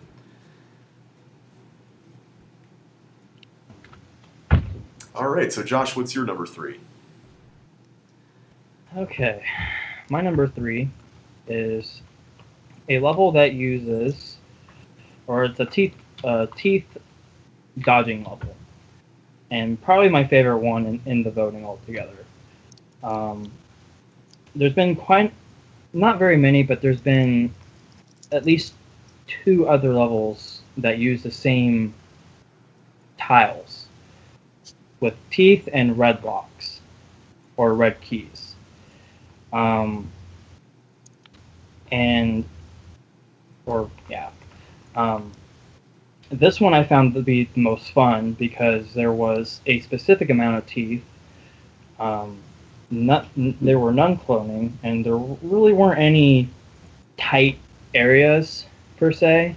And the level I am talking about is Seeing Red by Jeffrey, which is Yodel number 47. Nice. I am honestly surprised you didn't go with Gone to Lunch here, because I know you like that one. Well, a rule of thumb I went with is I didn't want more than one level to be in my top 10. Okay. If I didn't pick the Mine from my number 9, I probably would have picked Gone to Lunch instead. But I don't know. When I played Seeing Red, I had a lot of fun with it, and I know I made a level like it, smashing your teeth with bricks, and Eddie made a level that, A fine-toothed comb over. yeah, but that had cloning teeth as well. And I don't know, the whole cloning part, it felt kind of overwhelming, especially in my level. um, Yeah. That's true. Well, and also Eddie's but level reminded me a little too much of Sapphire Cavern with the way it was laid out. yeah, that was the main reason why I didn't pick that, is because there was just too many similarities. Well, and also, Sapphire Cavern with teeth. well, and also seeing red, I think tickles the same, or at least a similar itch as the maze that turned on and off with, you know, using the keys as a means of escape. Um, Yep. because I like the fact that you do that, and it's not so much a how do I figure out how to use the keys to get to chips, you know, which is basically what a fine-tooth comb over does, or in the case of smashing your teeth with bricks, okay, how can I get to that, what side do I approach this chip from that's optimal, you know, in order to prevent teeth from continuing to chase after me and everything. It's more of a relief thing, and I appreciate how that's used. And I Yeah, when feel I like was... with Go ahead. uh, I feel like with Seeing Red, there's just enough red keys that make it very lenient. Like Right. Yep. I knew with smashing your teeth with bricks, I gave way too many red keys. And that was because of the exaggerated cloning. And I felt like Eddie's fine tooth comb over level, or whatever it was called, it gave too little. But it had bombs. And Seeing Red has bombs too, but doesn't have nearly as many as Eddie's version does. And there's absolutely none in Gone to Lunch, and actually no red locks at all. It's just not getting red There's keys the at one all. red lock to force you to not get any keys. Well, That's kind yeah, of an important one. Yeah, yeah, there's that one. Yeah. but I had a lot of fun with Seeing Red. It's probably second, or it's up there with Gone to Lunch. I'll say that much. I will say, Yeah, when Gone I to was Lunch. designing it. Go ahead again. Oh, sorry. Go ahead, Jeffrey. Okay, when I was designing it, I was specifically trying to make sure that it was a dodging level that you could take at whatever pace you wanted. If you want to go blistering through everything, sure, you'll probably run out of keys. If you want to take it very slow and carefully and lure the teeth around and then just very precisely remove certain locks, that works too. It's like that's the kind of melee level I wanted to make, the kind that you could do with thinking. And I did it first with Predator versus Prey, but I think this was just the natural evolution of that idea. Yeah, I can agree with that. Yeah, me too. So, Gone to Lunch, I will say that was. I'm sorry, I keep talking about optimizing here, but that level was It's a fine. classic example of okay, how do I lead the teeth and exploit monster order just so I can escape in the lower right corner without wasting 2 moves so I can gain 1 additional second? That was so satisfying to finally crack that equation. So I have a special place for Gone to Lunch in my heart. Also on the Another topic of reason- Gone to Lunch, I don't like the bottom right corner. Another reason why I didn't pick Gone to Lunch was because not just because it was my own level, but because the main reason why I like that level is mostly because of the idea with not getting red keys, but the teeth can go everywhere to get you, and that makes it challenging. But with seeing red, I like the melee aspect of it than the actual idea behind it. So I felt like it was more fair to go with seeing red than Gone to Lunch. Yeah, I agree with that. What's your number 3, It's Jeffrey? another case of similar levels doing something different. Yeah. And my number 3 is one we've already talked about. I put Suburban Legend at number 3. I'm sorry, I had to. Crossover! This is the first crossover we've had, though. Yes! Wow, I'm surprised it took this long. Yeah, it's like I didn't talk about what I did when I designed it back when it was JB's, just so I could do it here, and that we wasn't just, hey, Suburban Legend again, let's move on. I just put down the walls. I noticed that there was the matrix pattern. I noticed I could do the whole 3x3 thing. And then I just wanted to have a different item in the center and surrounding it in each of the cells, and just try to make something unique and different with that. Yeah, you definitely succeeded at that. The teleport was a pain to get right. So you could get in, but you couldn't get out. And that's why the thin wall section is not symmetric, so that you can actually get out. That's interesting. I didn't think of that, but I can see how that would be an issue. Yeah. I'm probably the only one that doesn't have Suburban Legend on my tops. So Well, if you don't have it in your last spot, you definitely aren't. yeah. It's just, as JB said an hour or so ago, item swapping done differently.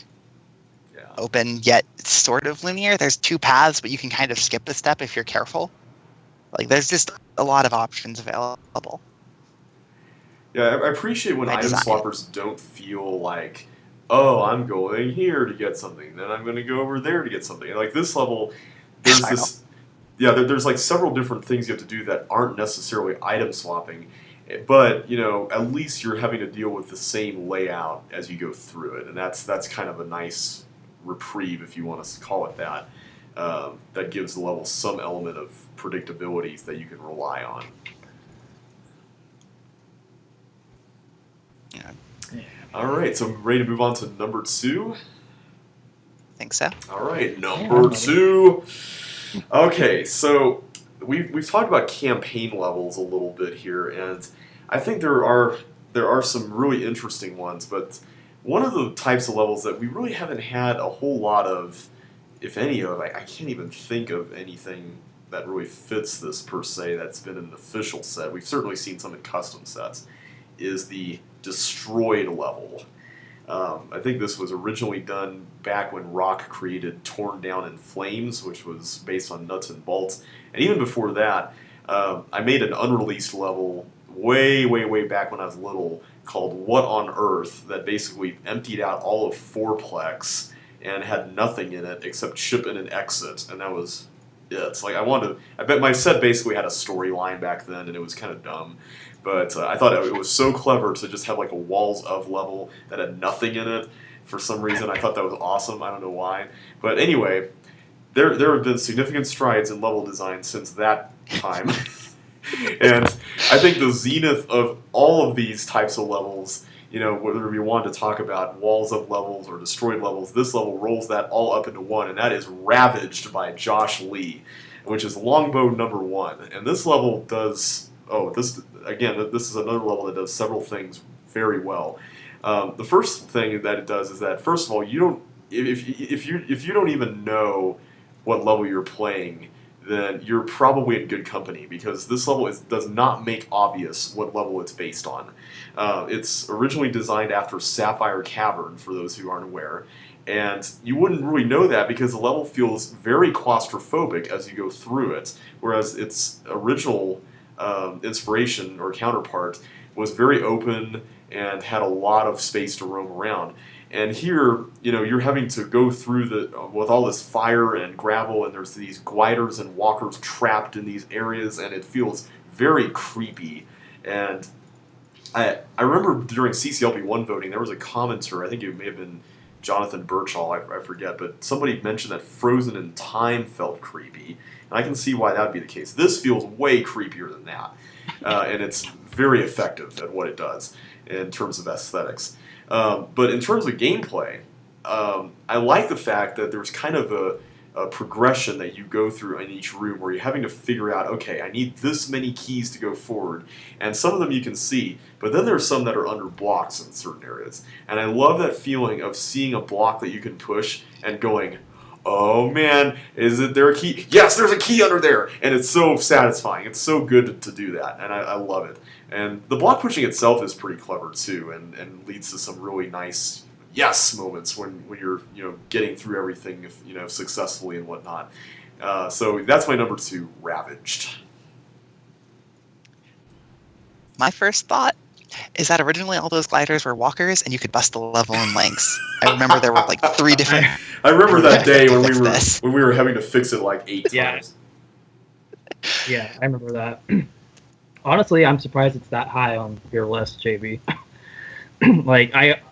My first impressions with Ravaged when I was designing it was, I'm trying way too hard with this design, with locks under all these blocks, walkers, gliders on top of blue locks everywhere.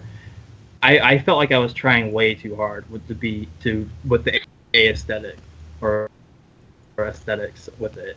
It makes the level stand apart from Sapphire Cavern in a way that you really have to look at it in the editor to get the reference back. Yes, and even if you do look that's at what it I was in the going editor, Yeah, it's not at all obvious unless you know to look for it. Yeah. And it's funny because I actually remember showing, I think it was showing the level off in the CCBB group, and right off the bat, busted. Walkers everywhere was not a good idea. Well, I think we have somebody here to thank for that. Sorry about that.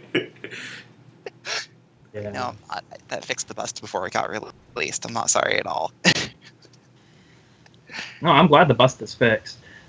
There's some parts to it I don't like. Like, I mean, ever since Jeffrey went through my CCLP4 submission set, and he was commenting all these keys under blocks, etc., etc. I'm way too sensitive to that sort of thing. Do not take my word for it. Well, I can understand that being an issue in like some levels, but this level, I think it works. Yeah, it's done well here. I just tend to complain about that sort of thing because most of the time something being hidden under a block is just hidden information. Like right now, I just think of Push-Up Maze from CC2. You cannot solve that level unless you know that there is a blue key hidden under that one block and none of the other 5. Yes. Oh man, I was stuck on that that for was, so long. That was rude. At that point, I was just fed up with it, and I looked in the editor and I'm like, really? That's stupid. Why you gotta be so rude? But yeah, I'm pretty proud of the way I designed it overall. It definitely went through some changes, especially with assembling my CCLP4 submissions. I changed some really minor things, like the block on the trap button in the middle right, and I think that might be it actually. And I Ravaged think is quite fun. Mm.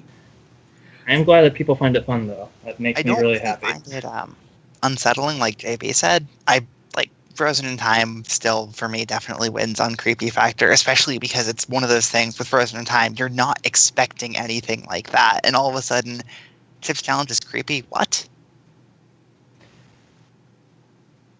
While this it looks like something's destroyed, but you don't really make the connection. If you made the connection, it might be more unsettling, but you are not likely to while playing. That's true. I think it's just a combination of all the elements that, like you mentioned, we haven't seen stuff like that before, and it's like, whoa, and it really sets it apart.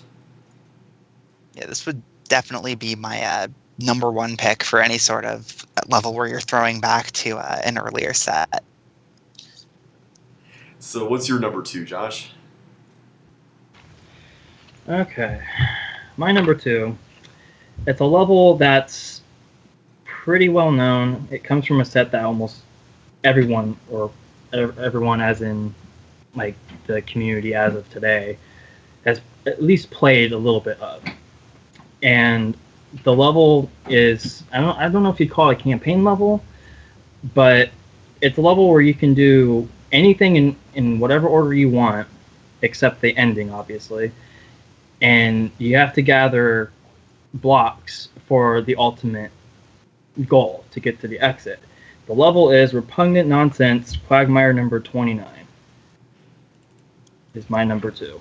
Nice.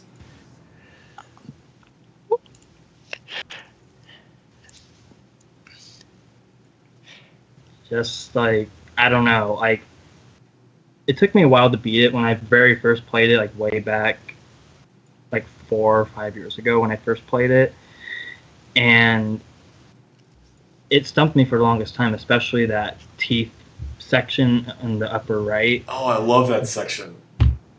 The section I love the most is the pop-up wall part in the upper left. See, that one actually gives me, a nervous breakdown almost, because it's like, okay, am I using the right pop-up wall? I don't know. Just that feeling of, okay, what do I use where and how and all that. And I guess because I'm having flashbacks also to Mice Are Good for Something and having to use pop-up walls for multiple purposes in some ways there.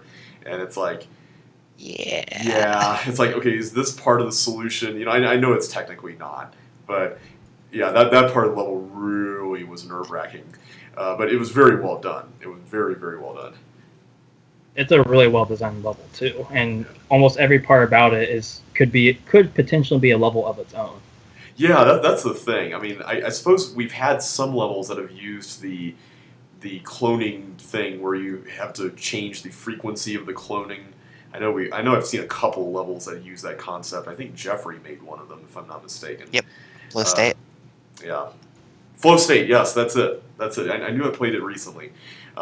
So yeah, that's definitely a level in of itself right there. I also like that bug section. That was kind of clever too. That was really cool. Um, Josh, do you mind if I mention the current voting results for this level? Because they are interesting. I don't see why not. It is. Okay. I do agree. It is interesting. Okay, so this is currently one of the highest rated levels. I think it's currently 4th, yeah. It would be undisputed first, except for my vote. I gave it a 3. Mm. I am not the biggest fan of this level. The bug part, it's cool, but I think there's a little too much waiting for my liking. The recessed wall section, a little too long for my liking. T section's awesome. Cloning part feels like filler. Fireball tank section is really easy to mess up. And if you do, well, try again. It's technically well done, but I think it's trying to do too much all at once. I can see that. That's fair. Like, I wouldn't be mad if it's in the final set, but it's definitely not one of my picks. But I can definitely see why it would be for a lot of people.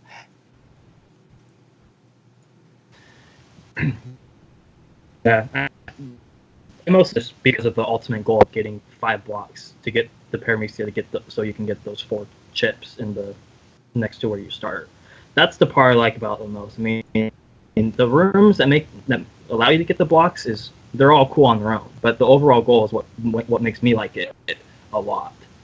Because I haven't really seen a level that does that in the way it's performed with this level. So. Yeah, I like that starting area. Like, that's cool. It's just everything else just feels like it goes on a bit long. Yeah. So what's your number 2, Jeffrey?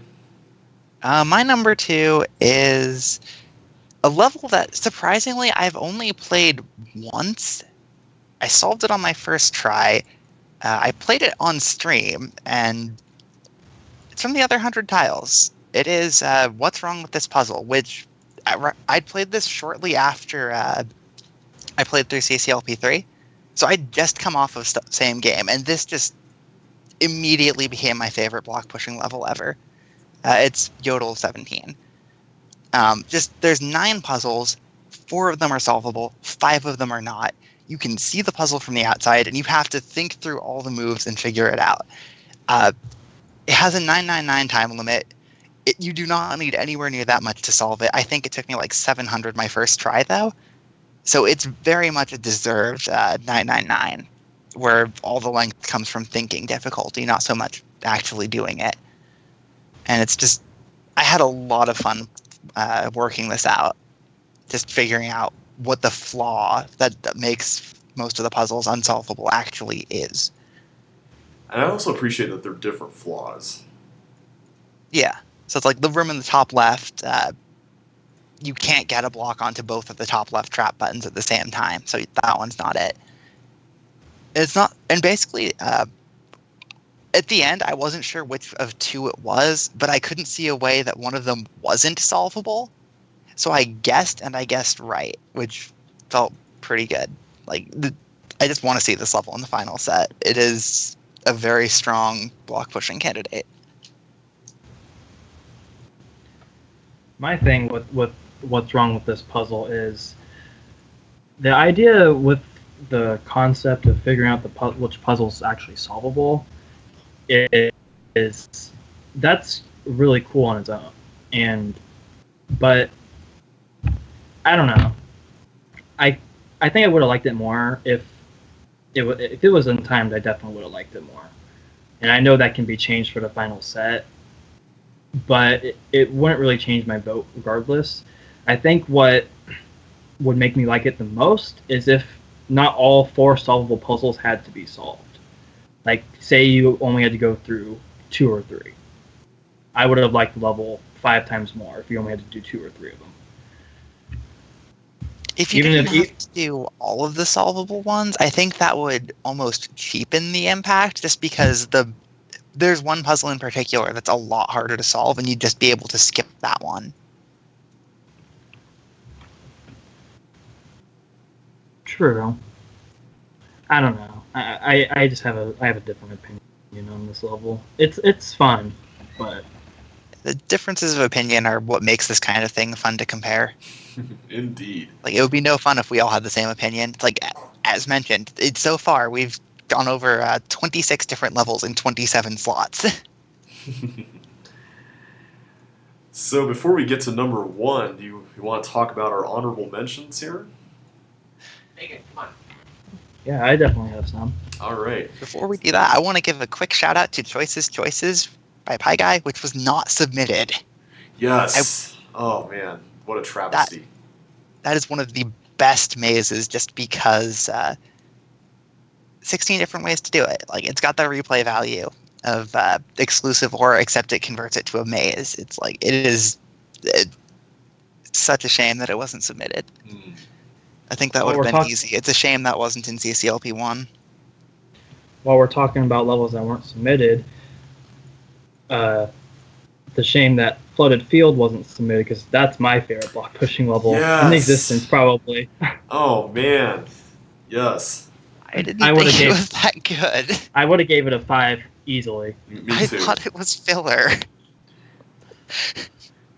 That and Gosper Glider Gun, I would thought was another missed opportunity too. I'll agree on that one. Um, I'm trying to. I didn't even think about levels that weren't submitted for voting, but I know that there were some that. Well, that one with the blocks that that Josh just posted the preview of in his upcoming re-release of Josh L6 looked pretty cool. I will say that. Um, I can't really think of any others off the bat because a lot of the designers that I was hoping would come back and submit levels, and I'm mainly thinking of Joshua Bone here, gave their permission for their levels to be submitted, so that was nice. Um, so in terms of levels that were submitted, I got 12 here on my list, and I could have expanded this to even more, but just in the interest of time, a few that I had included were already mentioned were Nectar Meadow, which was very close to making the list, and Coral Reef, which I really enjoyed.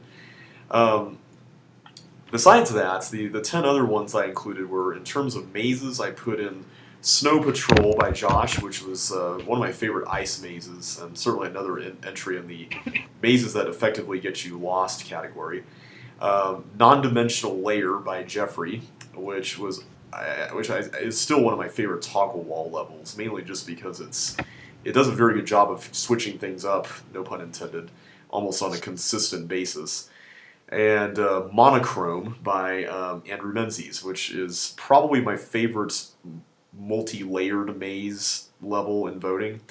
Primarily just because it has such an interesting aesthetic, and it has something that actually forces you to go, oh, wait a minute, I can't go there, instead of just erecting a barrier right in front of you that just allows you to go on autopilot. So I really appreciate that a lot. In terms of collection levels, I didn't really talk too much about that, but the one that was very close to making the list was also by Josh, which is Holiday Trail. Not just because That's it's a fun. yeah, not just because it's a great collection level, but also because it's got a Christmas theme attached to it, and I don't think we've ever had a level that's had that. So that really stood out to me. Plus, it was a blast to optimize and utterly demolish Jeffrey. I got a um, 231 minus 0.9, all the boost, and then you go and get a 233. Oh man, that was so satisfying. I'm sorry. And then also by Josh, I really like levels where you zip around on ice or force floors. One level that I really hold in high esteem is a level by Andrew Menzies called Pneumatic Diversity Vents.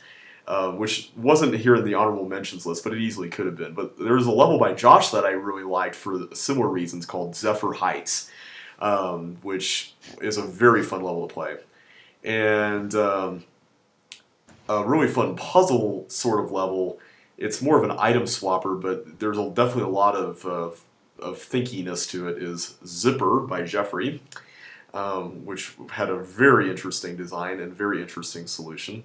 And on the very hard, well, or at least moderately hard end of the spectrum is Lean Thinking by Ida Robertson.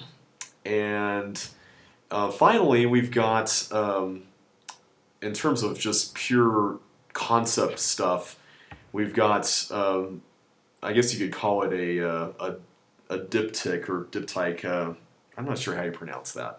The two levels by Andrew called Jigsea and Jigsaw, which have got to be one of my favorite concepts ever in voting.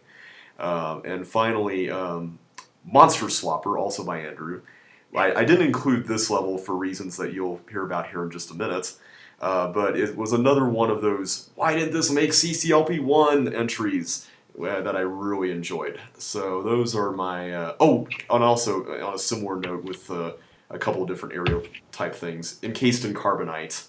I didn't include it only just because we had another Frozen Monsters level in CCLP1. This one definitely did something different, but if it didn't make it, I wouldn't exactly be terribly heartbroken, but I would still love to see it. So those are my honorable mentions. Alright, so I've got an honorable 11th and 12th of Josh's Clay Tunnel in my own Big Boulder Alley. Like, Clay Tunnel is one that I wouldn't be surprised if it was a number one on a list. Like, it's just fun to play. Monorail's also really high up. Really good levels by designers who just didn't quite make my top 10. Ida's The Key issue, Rocks Cluster 2, Eddie's Thank You Very Much. And then, let's see, other honorable mentions that have been mentioned. Jungle Fever was mentioned in passing. Seeing Red, my version of it. Ravage, all of those are there. And then for a blob level, Greenie in Motion. Because I figured no blob level would make a top 10 here, but it's worth mentioning it. Because Greenie in Motion is just recessed walls, blobs, chips, go. It works very well. I also have Andrew's One Tank's Adventure, just favorite escort level in the pool, I think. Just because it's a tank. You wouldn't think you can do much with it because they stick to one dimension. But there's a lot done there. And then, JV, I know you disagree with me on this, but I also really like Unravel. Like, just because it doesn't look like a level that's possible, and then the solution just happens. No, that's fair. I know you said that it was ultimately more clever than Genie Lamp, but Genie Lamp required figuring out the method of how the hidden mechanism works. This one, just the hidden mechanisms work. Yeah. And that's why I think it's quite different. I gotta say, though, for a blob level, Greenie in Motion came very close, and I still would love to see in the final set. If I had to pick one and only one blob level, and I hope there's not just one, I hope there's at least a couple. But if I had to pick one, it would be Launch the Bacon by Rock. Well, in that defense, there really aren't a lot of blob levels to choose from. So Greenie in Motion and Launch the Bacon was like one or like two of like maybe 5 or 6 in the entire voting. Okay, my honorable mentions: Snow Patrol by myself, for obvious reasons. Lockdown by Zane, which is Elephant 21. I had fun with that. It reminded me of Colors of Extreme, but it was like a different take of it. And Zane's style of designing, he likes making hard levels, but that's not a hard level at all. The Longest Track is another one. Solely because the concept hasn't really been done before, even if it is busted. It's still a fun level regardless. The busts are pretty easy to fix if the level does well. Yeah. Buried by Zane. Oceanic Citrus, I think I mentioned earlier. Crossing the Courtyard, I think Earthling made that one for an invisible wall level. Same reasons as for a blob level not being anyone's top 10. I don't think anyone would have an invisible wall level for one either. I found that one to be the most fun, even though it takes up the whole map and it is kind of tedious. I still have fun with it regardless. As far as invisible wall levels go, the Incredibly Safe Maze is a very fun one. I like that one and Invisible Fence a lot. Invisible Fence is hidden walls, though. Oh yeah, that's true. Yeah, hidden walls. Some other honorable mentions are Toggle Task. I think Archie made that. Correct. Aggressive Colony, which is Utility 12, and I don't know who designed it. I think Bakecorn did. That sounds right. I think that's right. He submitted like 20 levels, and most of them got into voting.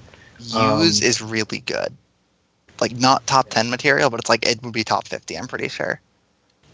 Yeah. Oh yeah, Use, that's right. Yeah, Aggressive Colony, in terms of melee levels, I'm not really one for dodging levels at all. That's one reason why I don't really design a lot of them. But that one really I had to make a good melee level. Yeah, that's a really good melee level that uses bugs and paramecia really well. And the fact that it's constrained makes it so much better. Puzzle Solver on a Tight Budget. I think Zane made that as well. That's a Zane. Cypress is an obvious one. Lean Thinking is another one of mine. Empty Rooms by Tyler. That was really close. That's like in my top 15 for sure. I know Lean Thinking was mentioned twice here. I honestly didn't have too much trouble with that, just because I realized how I could get more blocks out of it than the obvious compressed inwards method. That took me a while to figure out, actually. Yeah, me too. Although I guess Yeah. I played it a little bit earlier than, in terms of playing custom levels. Well, no, I guess it was recent enough, but it did fool me for a little while. I was never really fond of Ida's levels or her style, except for what she's got in official sets. So I didn't really pay attention to any of her custom sets when she released them, or when she was around, I should say. Bathing in Battery Acid by Jeffrey. I think I made that obvious in my Let's Play. One Who Raids Tombs by Eddie. That was fun to optimize. Yes. Agreed. Conservation of Keys by me. Not Conversation of Keys. Not Conversation of Keys. I do not regret that typo. I will say that. Death and Destruction by Tyler. And my last honorable mention is Stalkers by Zane, which is, I think, is underrated in my opinion. It's a pretty victim-styled level. I think Rock would really like to play if he plays Chip's Challenge still. Come on, Rock. We know you're out there. Come back. And that's all for me with my honorable mentions. All right. So finally, number 1. All right. So most of the time when I make lists like this, I know that this is our first time doing this, but I kind of have a policy that, if I'm going to put something of mine on a list, it's going to be something that has to be good for a lot of good reasons, and I have to defend it because I just don't want to, I don't want to be a nepotist, for, a really silly reason or anything like that. So this is the only level that I've designed that I'm putting on this list, and it's the one level that I've designed that I'm pretty crazy about hopefully seeing in the final set. And that's mainly just because I think more so than any other level, like most of the levels that I've designed over the last few years either made it into CCLP3 or CCLP1. And there are a few levels I submitted for CCLP4 that I would love to see, but this one more than any other one I think does a few things in terms of, presenting a concept that really hasn't been touched on before and just gives everyone a run for their money in terms of a challenge, and that is color coordination. Voltage number 34. That is my number 1 as well. Yes! All right, totally called it. I already knew that was going to happen. Yes, I was wondering. But yeah, so this level, I designed for a create competition that Josh ran back in the day. I remember it was around 2012 to 2013 or so, just because I had just gotten a job that wasn't at Walmart back when I made it, and so I was so excited that I designed a level, and this level, probably more so than anything I've designed recently, has taken the longest to make. And basically, I wanted to make a level where there were 3 distinct sections that had elements in terms of design that were present in every section, but the actual items that were used in each area were different. So I kind of had to come up with, well, first of all, I had to come up with a number, which was, I narrowed it down to 3 because I could kind of divide up the elements pretty evenly among those 3 color palettes, which were blue, green, and orange in that order. And orange, I kind of had to combine yellow and red in some creative ways. But I also kind of wanted to dial up the difficulty a little bit through each room without making it such that you had to completely go through each room before going into the final room. So that was another thing that I wanted to accomplish with this level as well. And overall, I think it really worked. I mean, there's definitely some cross-room pollination, if you want to use that term, going on with the solution. Suction boots. Yeah, I'm getting the suction boots. Yeah, I don't want to spoil anything about the actual solution, but it's, well, other than that, I guess. But I think it turned out really well. That's fairly obvious if you look at it. You need something to get to them. Yeah, I guess that's not too much of a spoiler. There's no blocks in that area, so. Yeah. So overall, this is a level that I think, from a design standpoint, it hits all the notes I would really want a level that makes it into CCLP4 to hit. It also provides gameplay that's unique and fun and challenging and I if this doesn't make it into the final set, I'm going to be kind of upset. So, and I'm not saying that because I designed it, but just because I really like it a lot. Yeah, it's like from the solver's perspective, not from someone who designed it. I'm gonna back all of that up. This was a blast to solve and just work out a solution for. Originally, I looked at it because Eddie reported a bunch of scores for JBLP1, but he didn't submit one for this level, and this was the only level that didn't have a report. It was like, I want a puzzle. Hey, that doesn't have any reported solutions yet. I'm gonna look at it, and it took me like 20. No, it took me like 30 minutes to work out a solution. And bear in mind, most of CCLP3 took me about end of CCLP3 took me that long or shorter. So this is up there in difficulty. But everything made sense logically. You can look at the level, you can figure out what has to eventually go where. And even after there's still a few surprises waiting. And it's just, if you haven't solved this level, well, if you want to beat CCLP4, you probably will. Well, thanks for the encouragement. All right, so what's your number one, Josh? Well, it's not color coordination, I can say. But it's one of my levels either. It's a level of a designer that hasn't really gotten recognized in either one of our top 10s. And I love this level to pieces.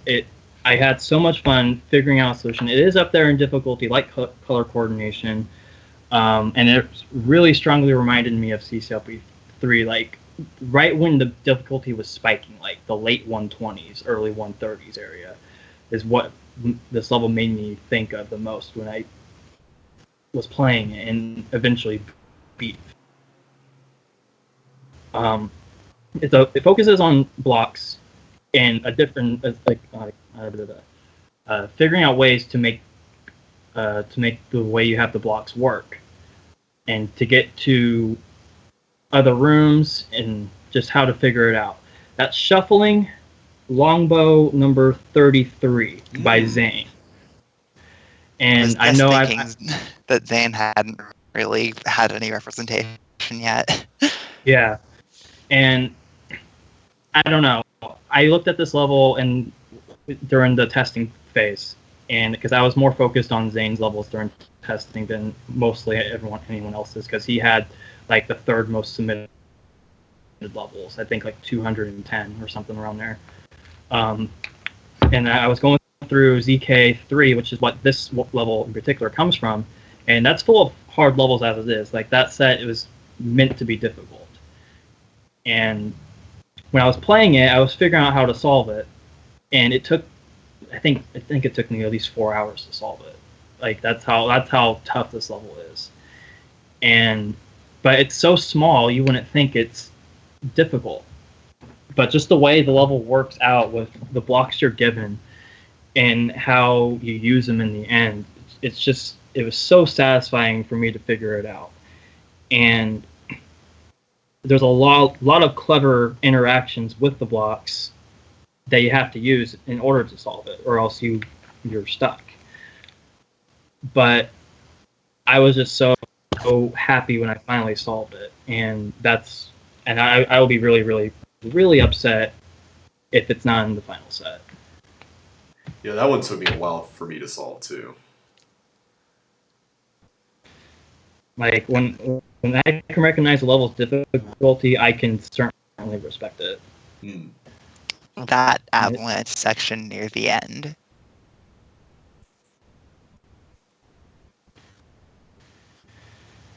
Yeah, that was really leading, especially with that water space in part.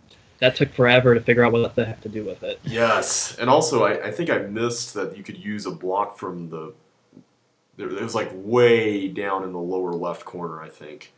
I forget exactly what, but it was... Yeah, yeah, that was what really tripped me up. You have one more block than you think. Yes. I don't think I liked the middle section with the fireball too much. Yeah, that part I wasn't too crazy about. It looks like you can use the fireball for a couple of different things, but you have to use it for one specific thing. There's a lot of rules in shuffling. Yeah. Yeah, it's definitely a level that really flew past me when Zane released this set that it comes from. And when I finally played it, I was like, wow, this is a good level. It's a tough puzzle, and I really like it. So, yep, that's my number one. All right. So those are our top 10 levels that we want to see in CCLP4. Let us know what you think of our picks in the comments below, or if you have picks of your own that didn't get represented here, tell us what you think, or better yet, vote. Be sure to vote. We need votes to make CCLP4 the best set that we can possibly make it. Well, more so these guys, because I'm not on the staff, but at least anymore. So anyway, that's all we got for today. So until next time, I'm JB Lewis. I'm Josh. I'm Jeffrey. And you've been listening to the CCZone podcast. We'll catch you later. Bye.